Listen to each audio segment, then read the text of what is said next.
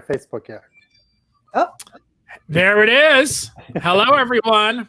Welcome to Whatcha Watching Wednesdays, right here on the Hollywood Critics Association, whatever feed you're watching this on, or maybe you're watching this on Kevin Taft's Facebook page or my Facebook page. Who knows where you're watching it? But we're here to do Whatcha Watching. So the premise of this show is super simple. If you actually have never seen the show before, basically I just keep saying Whatcha Watching, Whatcha Watching, Whatcha Watching over and over again. And each of us go around in like a roundtable discussion and we talk about one show, and then someone will chime in if they also seen that show after the first person stops talking about it. And then if we haven't, we will move on to the next topic. So we are going to start off this episode of Whatcha Watching with Kit Bowen, who is going to talk about a movie that came out last year, but not a lot of people saw it when it came out, but it's now available on a lot of streaming services, and that movie is Crawl. Go ahead, Kit. Take it away.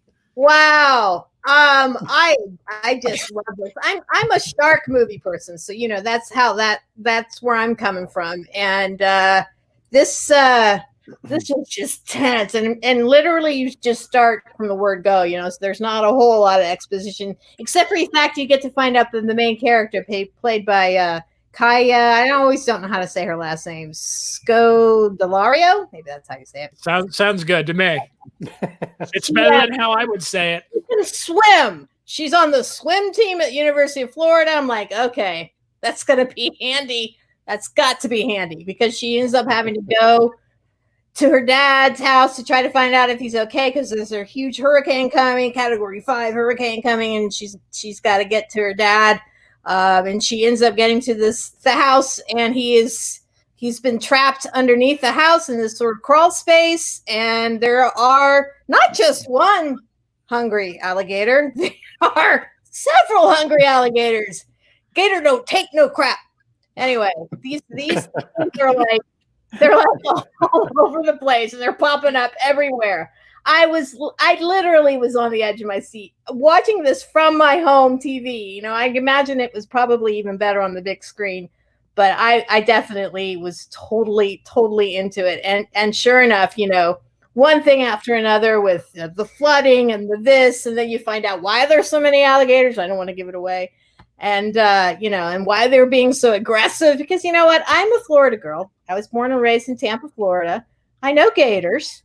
And, they're not necessarily that aggressive. Thankfully, I never had a pool where I woke up the next morning, there was an alligator in my pool. That does happen a lot, by the way.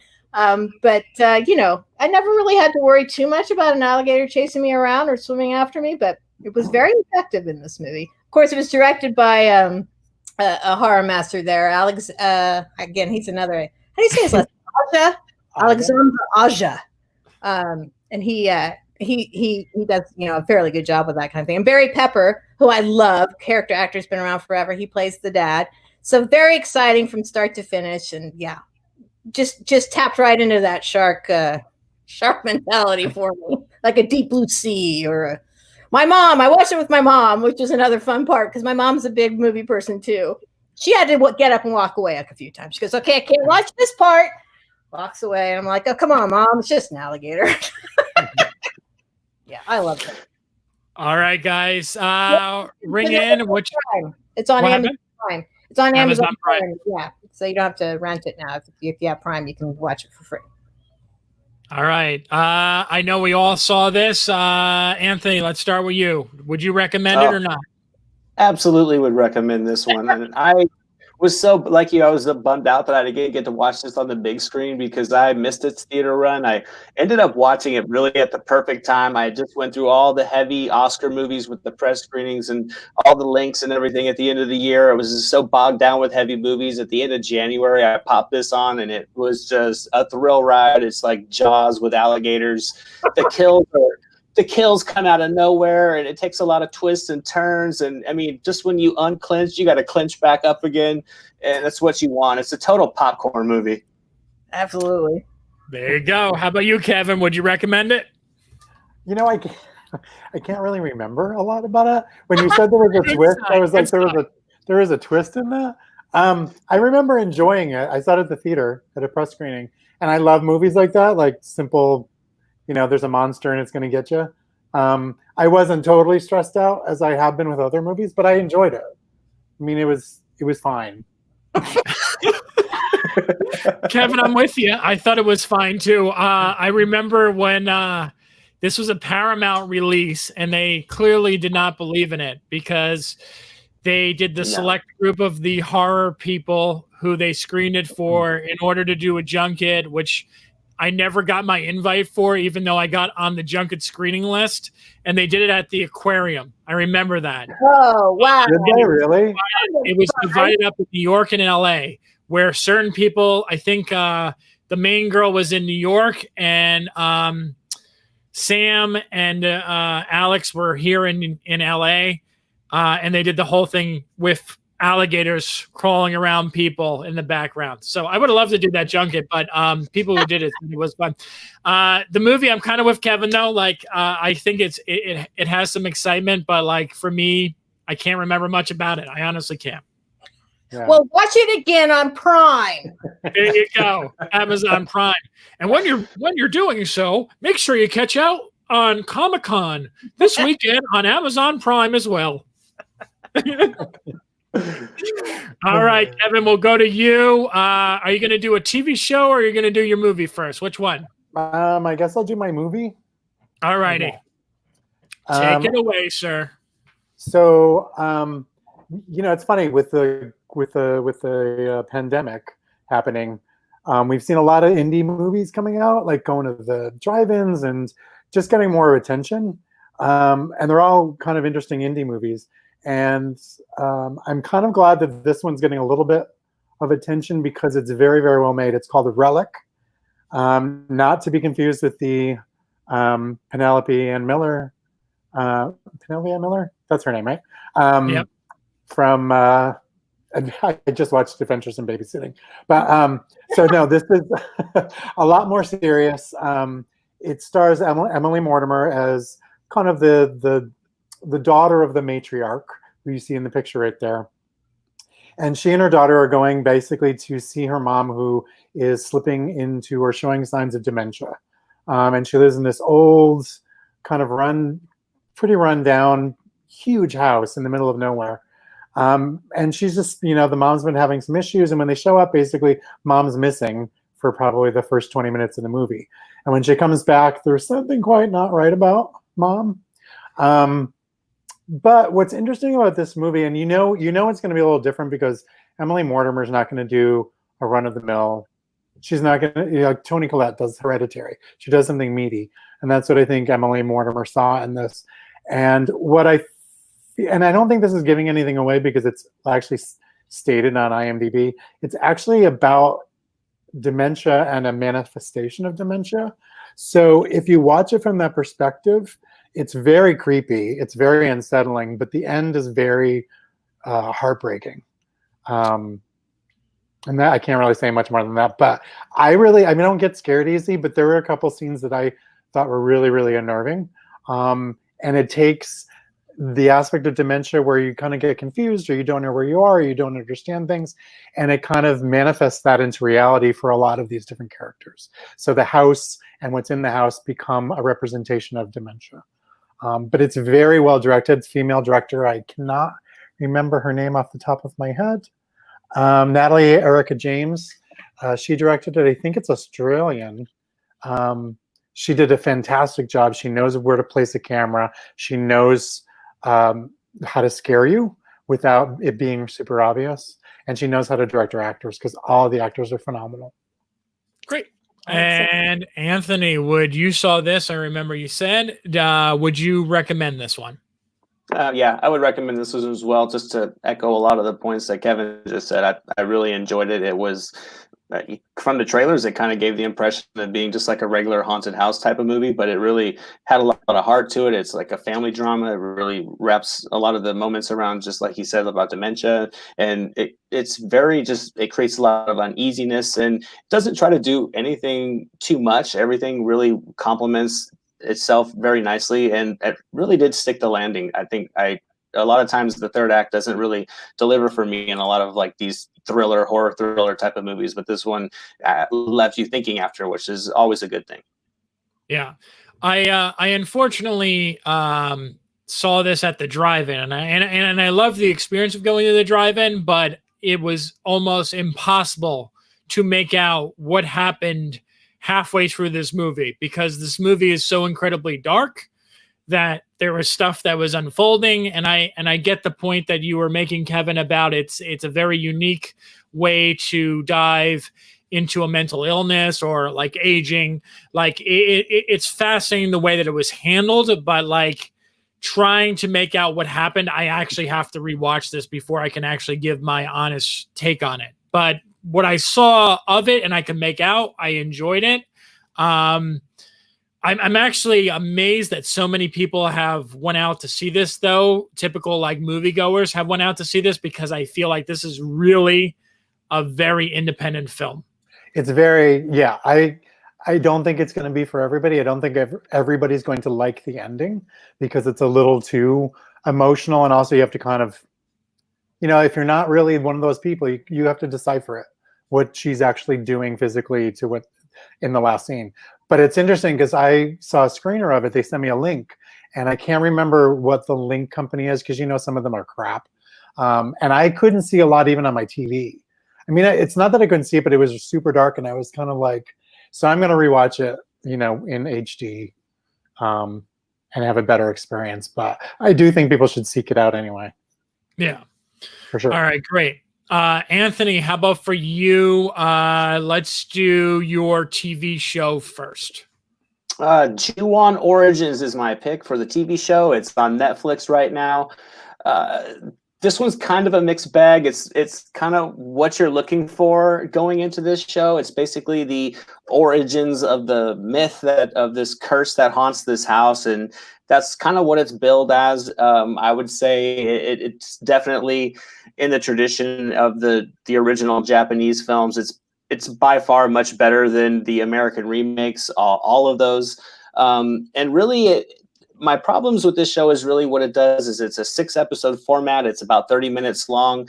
It kind of weaves itself as a mystery, but really it plays out like a lot of the Japanese films did, the original couple films, where it jumps from segments of stories to segments of stories, and it covers a lot of the people affected with the curse, much like it did in the movies themselves. So a lot of the scenes kind of played out very normal, or very just kind of recycled to what you feel like you've seen from these movies before. It weaves itself a mystery, but the show's format being around 30 minutes per episode, only 6, doesn't really allot it the time that's needed to dive into the mystery. You don't really get to connect with the characters, but on the other hand, it's a short season. The episodes aren't very long, and you know, there are some pretty graphic, gory horror moments. So if you're looking for very sinister, just creating a very foreboding atmosphere, the show's going to deliver all that. I will say it definitely does pick up in the final episodes. It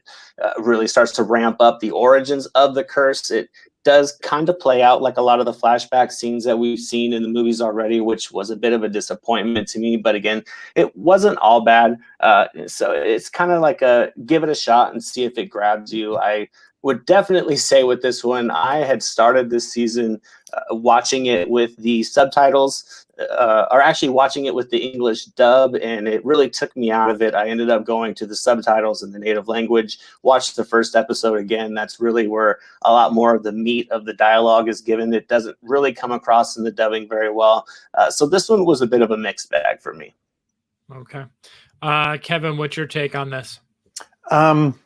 I agree with a lot of what Anthony said. I always watch them with subtitles, though. I can't do the dub. It drives me crazy. But the one thing I had, and I almost stopped watching it until I read that it was only 6 episodes, and then I was like, yeah, I can stick it out. It's 30 minutes, so right. But the only thing that I didn't like about it, and I can't remember because I haven't seen the original Ju-on movies in probably 20 years or whatever. I felt like this was incredibly graphic, but also icky.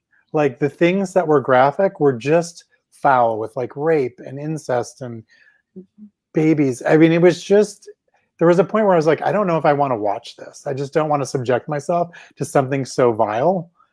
But then I think I was reading some people's comments and I was like, all right, I want to see where it goes up. And I will say in the last couple of episodes, like you said, Anthony, it sort of coalesced a little bit better. And I think they didn't do as much of the gore stuff.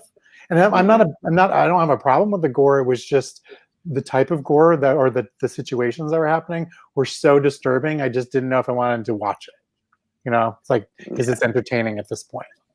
And it did come off as forced. Yeah. It wasn't really worked into the story like it could have been. Yeah, like the phone, you know what I'm talking about, the phone and the gun. Oh yeah. Yeah. The entire sequence felt like it was just shock value for sure. Yeah. Kid, you didn't see this, right? And I didn't see this. No. Okay.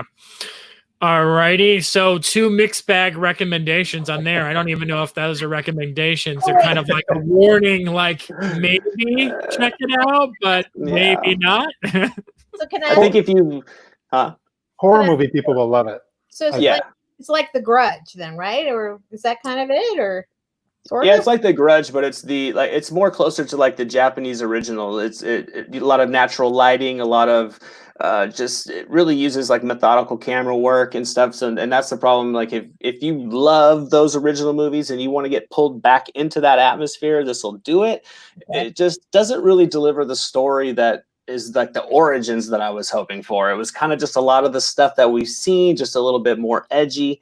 And even like the way it closes out, it closes out decent. It doesn't save itself, but it doesn't go out a complete bust. But yeah, I think if you love it, give it a shot. And if it won't grab you, then move on to something else.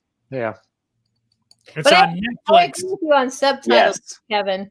I can't. I have to listen to it in the original language because I just absolutely. Anything. I'm watching Dark right now, which is German. Oh God. So good. But you know what? I couldn't do the season 2 because I couldn't remember what happened in season 1 because it's so complicated. Yeah, it's very complicated. Yeah. I have to go back.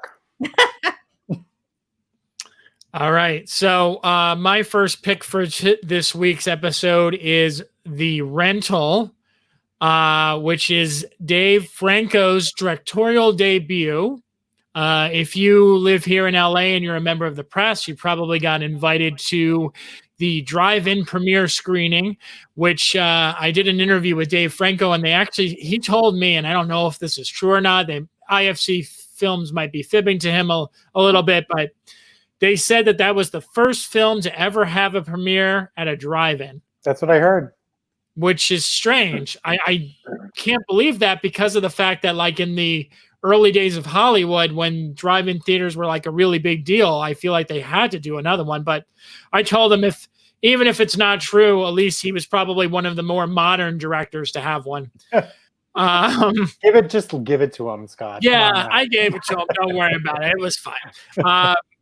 He didn't have to hear my opinion on the film, so he was good. He lucked out. So this movie is about, I guess, 2 couples who decide to take a weekend getaway, and they rent an Airbnb. And when they get to the Airbnb, there's a landlord or someone who's like is in charge of the rental, who shows up and shows them the place, and people they all think that there's something wrong with the guy. One girl thinks that he's racist, and the rest of them kind of just don't trust him.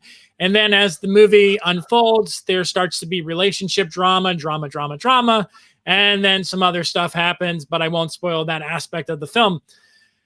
So my initial thoughts on this is no, I will not recommend this movie. At first I thought after watching it, I thought maybe I would recommend it for like a rental. Yuck, yuck, yuck.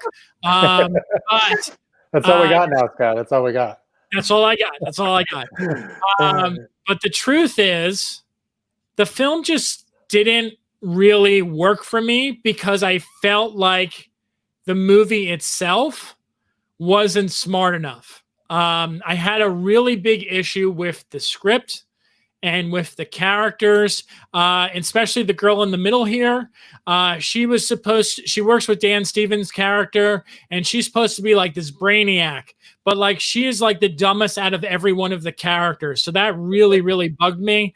There is something to do with a dog in this movie, which is also incredibly stupid because the dog like appears and disappears in scenes from the very beginning. It makes no sense. It's almost like you can tell there's an issue with the continuity of the film. And to be perfectly honest, the characters, even Alison Brie,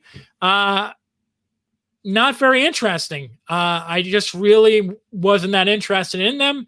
And then by the time the movie comes to a close, which I'm not going to spoil, it just reminded me a little bit of Hellfest, which is weird comparison, but No, it just felt like the ending was like such a cop-out ending for me. Oh. All right. So, Kevin, would you recommend? So I did go to the premiere. I didn't realize it was the premiere. It was free, and I was like, "I'll go." I have nothing else to do. I'm in my car. Right? You know, I'm not. I actually enjoyed it, and I think he has some talent as a director. I didn't, but ultimately, like, I didn't dislike it as much as you. I just didn't think it went anywhere that interesting. It almost even became like a different movie towards the end. I just kept on expecting more to happen. And I think you're right. Some of the characters were a little off. Alison's Brie character was like, meh. But I mean, I don't know. I was into it when I was watching it. But when it was over, I was like, okay, it's all right. Yeah. I mean, I do want to add real quick that I do think that Franco's direction is really strong. You know, it's a shame that the script is between him and Joe Swanberg, because I feel like Joe Swanberg writes the same script over and over and over again, and he just applies it to a different setting. True. So like when I was watching this, I'm like, oh, this is like Digging for Fire or one of those other movies that he's done. And it just feels like more and more of the same for me. But it also like it felt tonally off. Like you were saying, like, Kevin, at some points it feels like this really heavy relationship drama, and like all the relationships are falling apart. But then you like have like this weird twist in there, and then there's like this hints of racism that really don't go anywhere or really like get discovered or talked about all that much. It's very strange. Anthony, how about you? What's your take? I kind of agree with, I'm pretty much agree with everything that you said about it, Scott. And I also kind of line myself a little bit towards where Kevin thought about this movie. It was very contrived. The characters, the dynamics between them, it's all stuff that we've seen before, just kind of rebranded into this. I agree. I think the direction was very well done. The way he frames the characters, the way he moved about the house at times was good. I found myself entertained by it. It's a decent one-time watch. If you really like this, genre of film, like it's interesting. It kind of, it's like you said, it starts out like almost like a slow foreboding kind of slow burn thriller, and then it really almost like it forgot that it's like, oh, I got to close out in about 10 minutes, and then it really just steps on the gas from there. It's pretty forgettable though, but it's not a bad first time outing for him. I think on the directing side, the stuff that he pulled off really worked. It had me lured in. It had me engaged and thinking what I would do in the characters' places. But other than that, it didn't wow me. It didn't leave me thinking afterwards or anything like that. But it wasn't bad. Yeah, I guess what I didn't understand was when we came out of I didn't go to the drive-in screening either. But when all the reactions came out from that premiere, it was weird because like everyone was kind of like really hyping this movie up. And like also the fact that like people were acting so strange that it was a movie about Airbnb and like that it was kind of creepy, when I feel like there's been other movies like that deal with like renting houses and stuff like that. And this one didn't really do anything new. Yeah. It didn't stop me from wanting to rent an Airbnb. It does start. I mean, it looked intriguing to me. I haven't yet seen it, but it looked intriguing to me from the trailer because I really love Dan Stevens. I mean, I feel like he can, I just love everything he does. Like the Eurovision. I don't know if you guys saw that. Oh my God, yes. Hilarious in that. Hilarious. And then I love Jeremy Allen White from Shameless. I love him. And I've never That's right. I haven't seen him do anything beyond playing Lip and Shameless. So was he any good? I mean, did he? put in a good performance?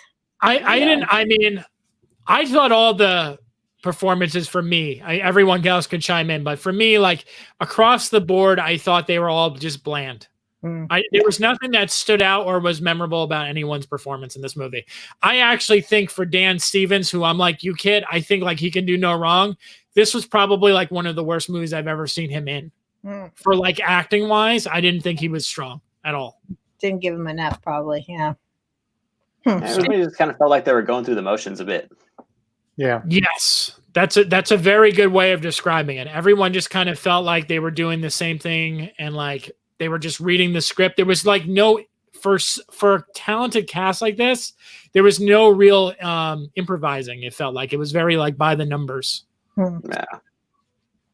All right, kid, let's go for you since you haven't talked all that much. What's your second pick? The Morning Show on Apple TV Plus, which, you know, again, I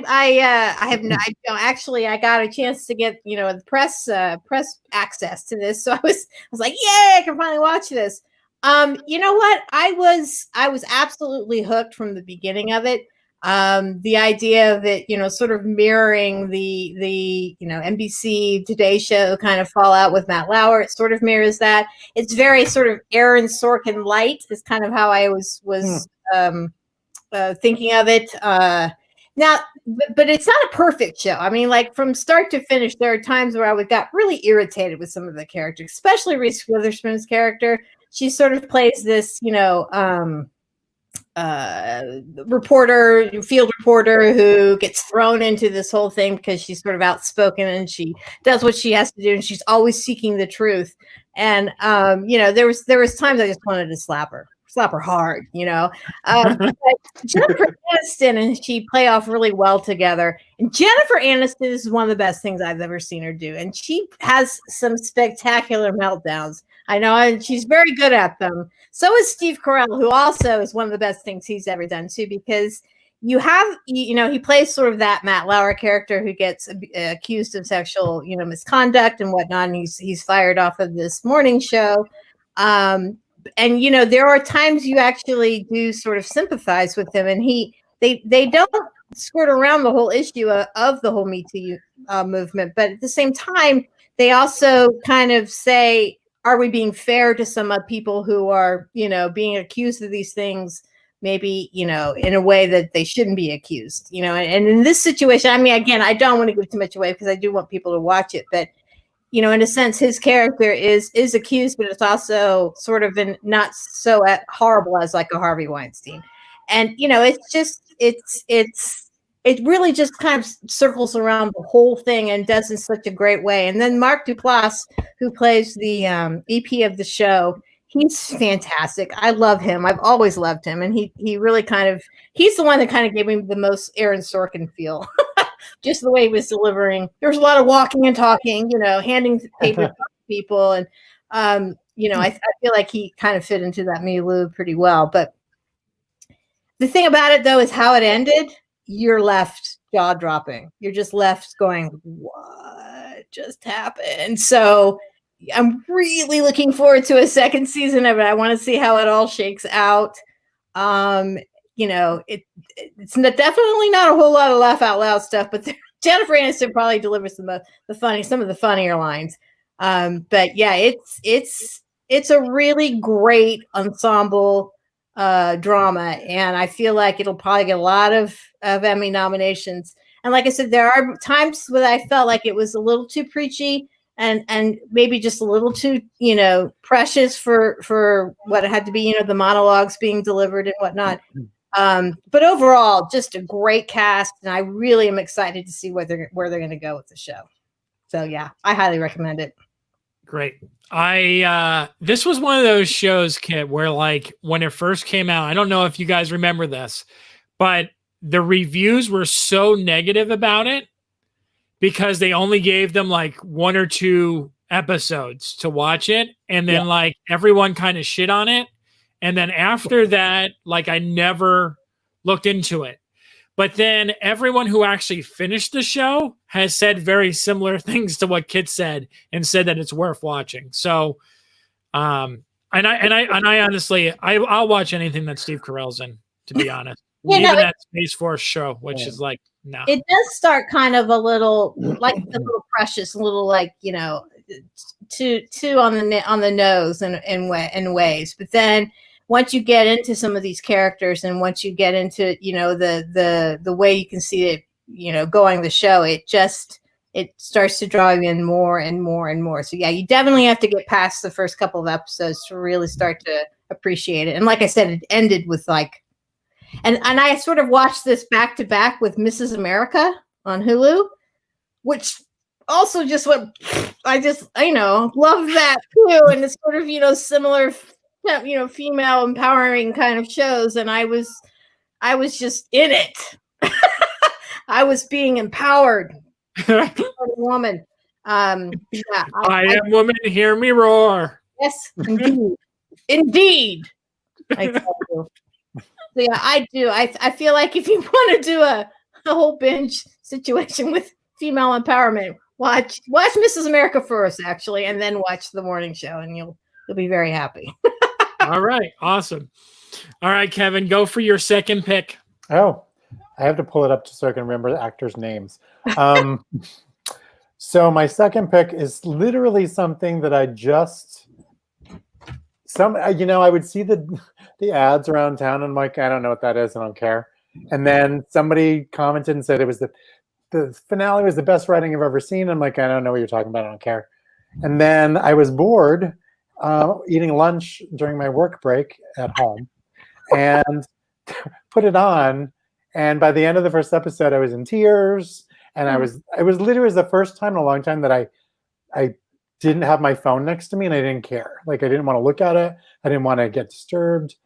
So it's based on a novel. It's by Lenny Abramson directs it. He directed every episode. He did Room. And it's based on this novel about kind of the romance or the relationship, I wouldn't say totally romance, between these two people. And it starts with them in high school. It stars Daisy Egan-Jones, who is also, if anybody's seen the War of the Worlds adaptation on Epix, she was in that. And then Paul Mescal is his name. That's the other guy that's in the picture. And she's this girl she's rich. Her mom is a horrible person. Her brother is a horrible person. Their father's not in the picture. She's super smart, but she is given a hard time at school by everybody for no reason at all. So she's just constantly emotionally bullied by everybody around her. This guy is kind of in the group of people that bully her, but he never does. And his mom actually works for her mom, the girl's mom, as like a housekeeper. So he always kind of shows up and picks his mom up and stuff. So they start to develop this kind of relationship, and they end up having a relationship, but they keep it quiet. And that's kind of one of the points of the show that kind of is carried over throughout the entire 12 episodes, because it really encompasses probably about 4 or 5 years of their interactions together. They're not always together. Sometimes they're just friends. But see, I'm going to get misty right now. It's literally the best written show I've ever seen. It is the best acted show I've ever seen. He has a scene in a therapist's office that he literally should just get every award. The directing is phenomenal. It's flawless, literally just flawless. Like every episode, you're just hearing things that you've thought of in your head when you've been in a relationship, things you wish people would say. You're pissed when people are not saying the things that they should be saying. I've never wanted two people to be together in my life more than these two people. It's just, I literally binged it in 2 days. It was so good. So like, I want everybody to watch it.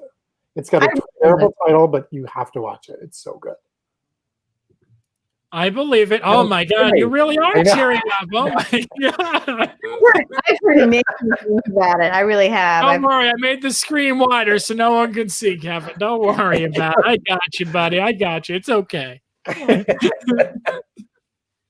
cried last night for like a half an hour after it ended. I'm telling you, it's weird because I haven't watched this show yet, but this was the show that I felt like everyone, when this came out, everyone on Twitter was like talking about how amazing this show was. Like, and I heard it's a very quick binge because they're only 28-minute episodes. They're not 45-minute episodes. Yeah. So you're able to get through them. But I'm surprised, Kevin, you would say that they're an easy watch, because if they're affecting you that emotionally, I thought you would want to maybe slow down the pace. That's not me. I'm a glutton for punishment, so that's fine. But it's funny because I think that some people won't want to do that, and there were moments where I think I wanted to know what was going to happen to them. Like I was like, where are they? You know, it's like, you know, after how many years of freaking Dawson's Creek and Joey and Dawson didn't fucking get together, I was so pissed. Gets laughing. I was literally throwing things at the TV. But so here I was like, I just want to know what's going to happen with them. They do get together. Whether they get together or not to get together, I wanted to know how it was going to play out. And it's funny because there's nothing to this show except for kind of following two characters throughout 5 years. And you're never bored. Like every time they sit down and they're going to have a conversation, because a lot of it's talking, you're riveted listening to what they're saying, because there's not a false note in this show. So is it more or less like the Before trilogy? It's similar. Well, not exactly. No, because it's not like, because they're little short conversations, but at least once an episode, you're going to get a conversation that these two have, but it's always about something that has happened, something that might have happened 4 episodes before in their past, but they're always bringing things up. It's hard to explain because a lot of it is about miscommunication or lack of communication. A lot of the problems this couple had, or these people had in their friendship and relationship, is because they weren't saying the things they needed to say. And you get so frustrated. Like even with the mother character is such a bitch that there was a point where I literally was screaming and swearing at the TV at her. They just show her, and I'm like, you fucking. I was so mad because I was like, you're ruining your kids' lives just by your inaction. It was so frustrating. So good. I want to watch it again. So good. Do it. Let's All right. party together. Let's watch Normal People. We'll do it to me and Kat. Well, we're gonna get together and have wine. I'm done with wine. I got my bottle. Ah, damn it, Steve.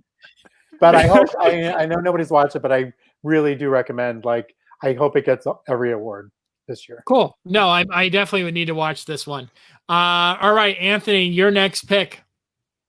Yes, my next pick is Palm Springs. You can also find it on Hulu. It's just a fun little romantic comedy that's set, of course, in Palm Springs. It's at this wedding. You have Niles. He's played by Andy Samberg. He is very eccentric. He's a little carefree. He ends up meeting the maid of honor, who's played by Kristen Milioti. They immediately strike a connection. Their personalities just click. And from there, of course, they try to leave the wedding to get a little bit of alone time. And from there, this movie, for me, just took like a wildly, like, kind of adventurous turn that was just very charming. It reminded me of, it goes into this Groundhog Day like loop as they just try to figure out what's going on. I don't really want to give away any spoilers other than that. You know, it's just one of those movies that it's like, it kind of felt a little bit like an 80s comedy with this fantastical element, but just the performances from Samberg and Milioti, they really just kind of bring an authenticity to these characters. The humor between them, it doesn't really feel like it's forcing itself too hard, and it really gives you a little bit of everything. You kind of want these two characters to get together. You don't know if they're going to, because it gets kind of creative throughout the pace of the storyline, but it really weaves in some laughs. It weaves in some just nice moments of sincerity to kind of balance everything out. Like I said, it very much felt like just like an older type of comedy that had that wild element to it. And this one, it kind of works, you know. It also, J.K. Simmons, I loved his side character in here. A lot of the side characters come in to kind of splash in with little moments of humor. And overall, I think if you want a romantic comedy that kind of will have you at least caring about these characters, that doesn't get too melodramatic, it doesn't try to get too heavy and have these stark ebb and flows to the tone. It really just keeps a nice even balance. It kind of felt self-aware. It knew exactly what it wanted to do. So I would definitely recommend it if you're looking for something that'll have you caring about some characters, have you laughing, and have you curious to see what the third act is going to deliver. All right. Thank you very much. All right, Kit. What did you think? I saw it. I know. Would you recommend it? Highly recommend it. The first half of it, I laughed my ass off. I was laughing so hard out loud. I always say, if it happens, well, I'm an easy laugh, so maybe not. You are. You laughed at Spider-Man. Super easy laugh. But that being said, it is really funny. And I don't think we're giving too much away, Anthony, to say it is like a Groundhog Day. So they're in this. Yeah. They're in this. Pretty much, yeah. Why and how is kind of the fun question it poses, Yeah, we won't give that away. The why and how we won't give quite away, but it takes something that has been done a lot of times before, this sort of reliving this day, but gives a whole new twist to it, which I loved. Usually it's just one person, right? And you're trying to figure out what they have to do to get out of it. Either they're being killed every day, like in Happy Death Day, or Groundhog Day, where they have to, somehow redeem themselves. But this one is just the two of them together, and it is a love story. It is a romantic comedy in every sense of the word. Some of the montages are hilarious. Yeah. There's the whole 80s theme vibe to it for sure, 100%. J.K. Simmons is just spectacular in this little part that he does in this. And yeah, I mean, I liked I even liked the science of it, the just how it all sort of, because in these movies where you figure out why are they living the same day over and over again, why, this one kind of delves into that a little bit and just gives some really interesting takes to it, and it's quirky, and Sandberg makes me laugh, and yeah, highly recommend it. All right, Kevin. I loved it as well. I didn't know Christina Milioti. I don't know her from anything. Yeah, she's fantastic. Yeah, where did she come from? For me, she's amazing, right? But at the same, I mean, I agree with everything you said. What I did like about it, I just saw Groundhog Day at the drive-in, and fell asleep because it's not that. I don't know. It's not that great. I think I had the same thought back in the 80s when I saw it. It's fine, but I think it was like whenever he would wake up again, you were like, oh, we have to go through the whole thing again. And this, it was like they do like a second, and then it would be another day. And they would do like 2 seconds and be another day. So they didn't really waste your time. They really got down to like the comedy and the meat of what they needed to get said in that new day that they're living. And that I liked about it. But it's really hilarious. Like every character is hilarious. But also touching too. I mean, there's definitely it definitely kind of brings in a nice heart to it. For sure. Yeah, I would agree. I mean, I remember actually seeing this at Sundance, and I wound up skipping the first screening of it because I didn't expect it to be good, because I'm like, why isn't an Andy Samberg comedy at Sundance? But then I heard all the buzz and I saw it the next day. And Kit's going to laugh at this because she probably already knows this. I do not like Andy Samberg at all. So when I actually watched this movie and I was like, oh my God, I actually like him in this. And that girl is just terrific and like lights up the screen like every freaking second she's on it. The two of them just have this electric energy together. Mm-hmm. And the fact that the movie never overstays its welcome. I think that's a big thing, right? Like like you were saying, Kevin, like it's not like Groundhog's Day where you're living the same moment over and over again. They found inventive and creative ways to showcase that it was the same day, but only through like maybe a minute snippet, as opposed to going through like a 5 to 10 minute scene. Yeah. And I like the science of it. I like the romance of it. And I love the fact that even it takes some deep dives. Just some of the scenes itself, like there's a scene, not giving anything away, where like they're watching dinosaurs. And there's something like really touching and unique about that scene, but also very funny at the same time. Mm-hmm. It's so well made and so well done. I'm a big fan. So I think that's the strongest recommendation besides Kevin's Normal People, which we all need to watch and cry and fall in love with too. But Palm Springs, I think, would be the one to watch afterwards. When you're looking for a nice pick-me-up, right? Right. All right, so that brings it back to me, and I'm going to talk about this little show right here. It's called Love Life. It is a show on HBO Max. It was actually so popular that they were going to do weekly episodes where they're going to release them every single week, but they instead decided that they were going to release them 3 or 4 at a time. And what a lot of people were talking about with this show was they were like, oh, it's going to be like Sex in the City. It's going to be like Girls. And when I heard things like that, I was like, uh-oh, I'm not going to like this show. But I was a really big fan of this show. And I think it's because Anna Kendrick is so committed to the character of Darby Carter. And I think she just really brings a fresh energy to a very, I don't know, repetitive or very similar or cliched kind of subject matter. She really commits to the performance. She really bears her soul in this movie. I should say this TV show, sorry, this TV show. And I feel like it's just very, very authentic and real. A lot of the characters and a lot of the fights and discussions sounds very similar to what you were saying, Kevin, about Normal People, where they felt like something that you either had in your life or you were a part of, you yourself were a part of a conversation like that, or maybe your partner or yourself was like familiar with. You dated a guy like that. You dated a girl like this. And I just thought it was really well crafted. And Anna Kendrick, I think she's one of the great young actresses right now who just doesn't get enough attention, honestly. I totally agree with you. I love her. I think she doesn't get nearly enough credit for stuff that she does. She used to live in my apartment building. Did she? Yes. Yep. I helped her open the garage once because the door got stuck, so I had to lift it so she could get out. See, now that's a celebrity interaction that I like. You know, just the sort of normal, everyday. So I know, Kid, you did not see it. Kevin, you didn't see it. Anthony, go for it. Would you recommend it?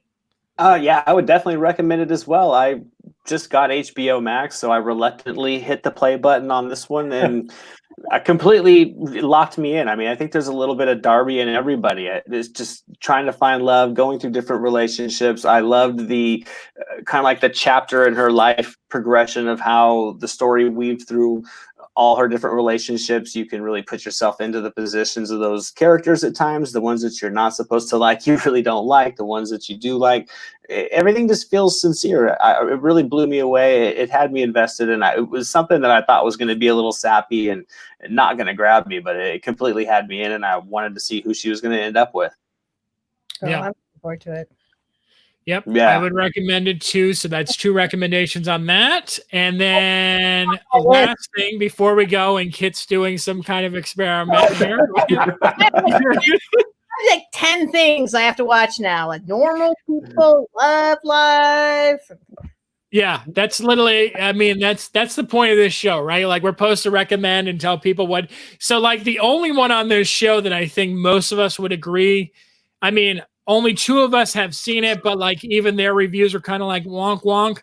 We're like Juan, if I'm pronouncing that right, which I'm probably not.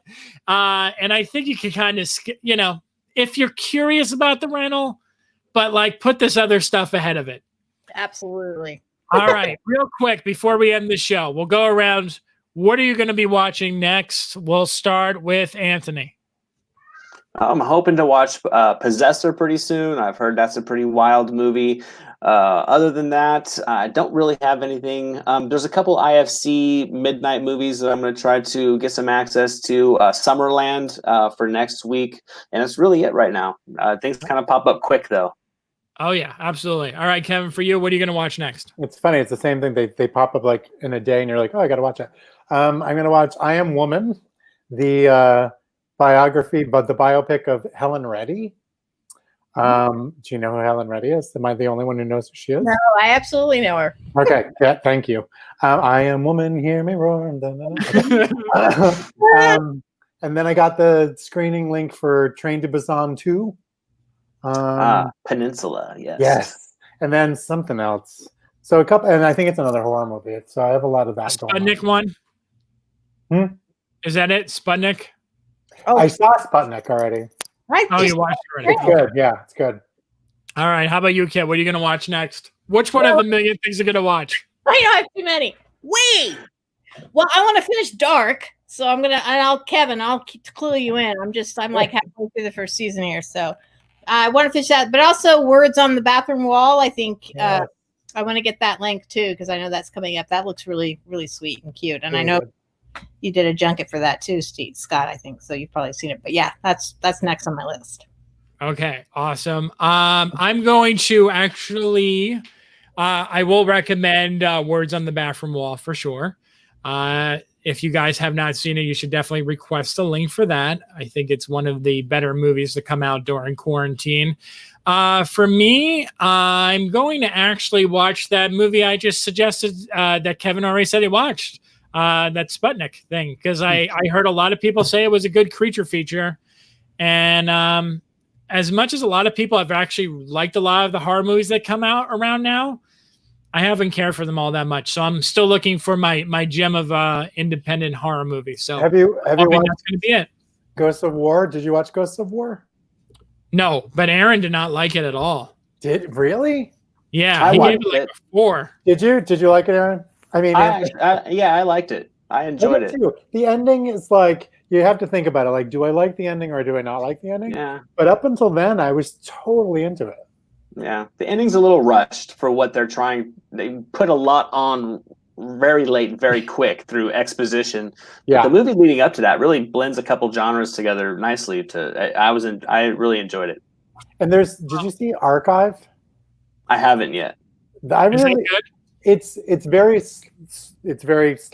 I'm not gonna say slow. It's not boring. There's a lot of outside shots of like, look how pretty it is. I'm like, yeah, we got it.